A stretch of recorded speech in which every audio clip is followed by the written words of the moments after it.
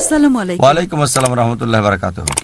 আমরা কিভাবে অমুসলিম বন্ধুদের বোঝাবো যে আমরা মুসলিমরা বার্ষিকী এবং জন্মদিন পালনে বিশ্বাসী না? বোন একটা প্রশ্ন করলেন যে কিভাবে অমুসলিম বন্ধুদের বোঝাবেন যে আমরা মুসলিমরা জন্মদিন এবং বার্ষিকী পালন করি না।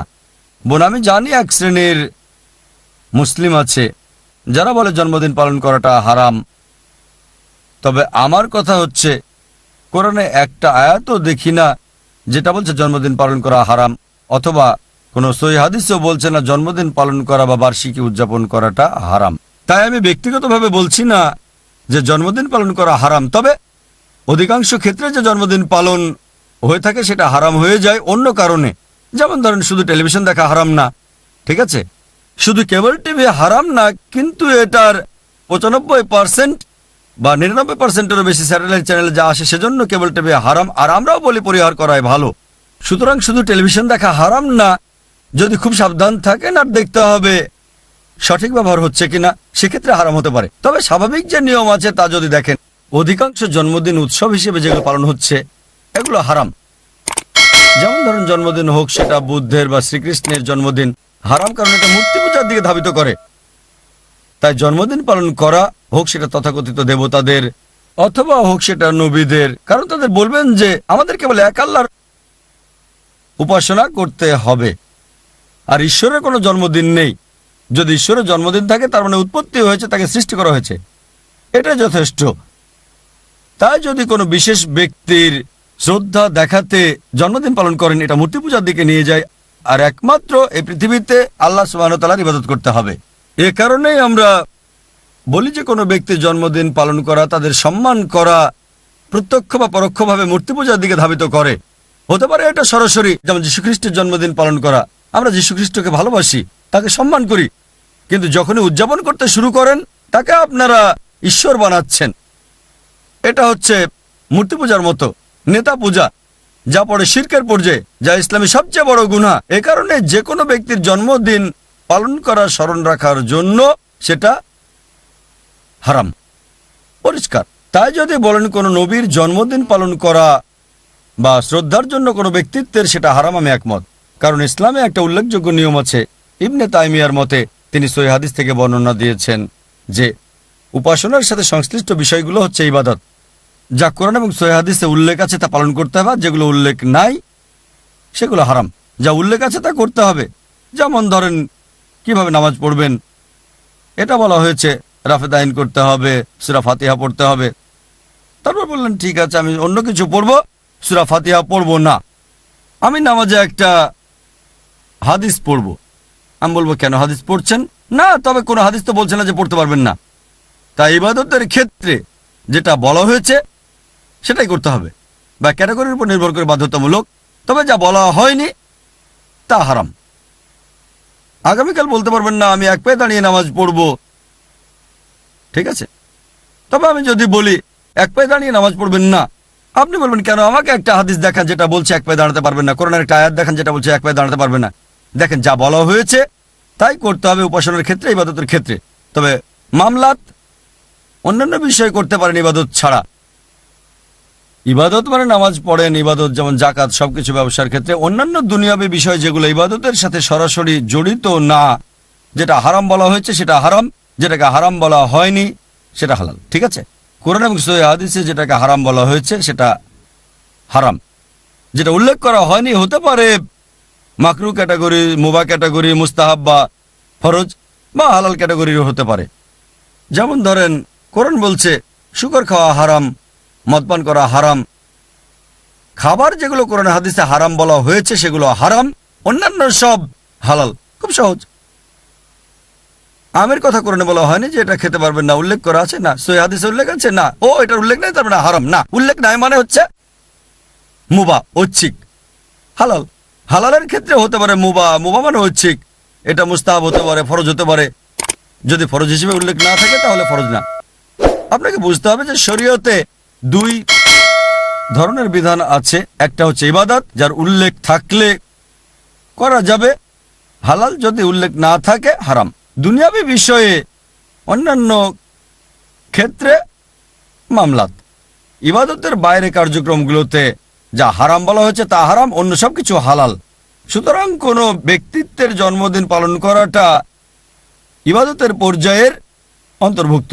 এটা কোরআন এবং সহিহ হাদিসে উল্লেখ নাই যে জন্মদিন পালন করতে পারবেন না, উল্লেখ নাই, কিন্তু এটা হারাম, কারণ শিরকের পর্যায়ে, বুঝতে পারছেন? তবে ব্যক্তিগতভাবে জন্মদিন পালন করাটা দুনিয়াবী বিষয়। কিছু মুসলিম বলছেন হারাম, তাতে আমি একমত না, কারণ এটা দুনিয়াবী বিষয়ের। তারপরও আমাদের স্কুলে আমরা উল্লেখ করেছি যে এটা করা যাবে না, হারাম। যেমন নাচ করা, গান করা, এগুলো হারামের দিকে নিয়ে যায়। তবে সাধারণত ফতোয়া হিসেবে আপনি বলতে পারবেন না যে আপনার ছেলে মেয়ের জন্মদিন পালন করাটা হারাম, আর এটাকে মাকরু বলতে পারেন বা পরিহার করাই উত্তম, যদি না করেন সেটাই উত্তম। এজন্য যে হয়তো আপনার জন্মদিনে মিউজিক থাকতে পারে, অন্যান্য বিষয় থাকতে পারে, তবে কোনো হাদিসই বলছে না যে সন্তানের জন্মদিন পালন করতে পারবেন না। আপনার সন্তানের জন্মদিন পালন করা উৎসবের পর্যায়ে পড়ে, ইবাদতের পর্যায়ে পড়ে না, ঠিক আছে? কিন্তু তারপরও আমাদের স্কুলে যেমন ধরেন টুপি পরা ফরজ না, কিন্তু আইআরএফে প্রত্যেক স্টাফকে টুপি পরতেই হয়, মুস্তাহাব। সুতরাং আইআরএফ এর নিয়ম এটা বাধ্যতামূলক, আর এভাবে জন্মদিন পালন করাটাও নিষিদ্ধ আইএএস এর নিয়ম অনুযায়ী। আইএএস এর নিয়মে যেগুলো হারাম তার সবকিছুই শরিয়াতে নিষিদ্ধ না হতে পারে, আর আইএএস এর যেগুলো ফরজ ইসলামিক ইন্টারন্যাশনাল স্কুলের নিয়মে ইসলামে সেটা ফরজ না হতে পারে। যেমন ধরেন আমাদের বাচ্চাদের একই ড্রেস পরতে হয়, একই কালার, গ্রেস ব্লু বা ব্লুইশ গ্রে, এটা আইএএস এর নিয়মে ফরজ, কিন্তু বাইরে ইসলামে ফরজ না।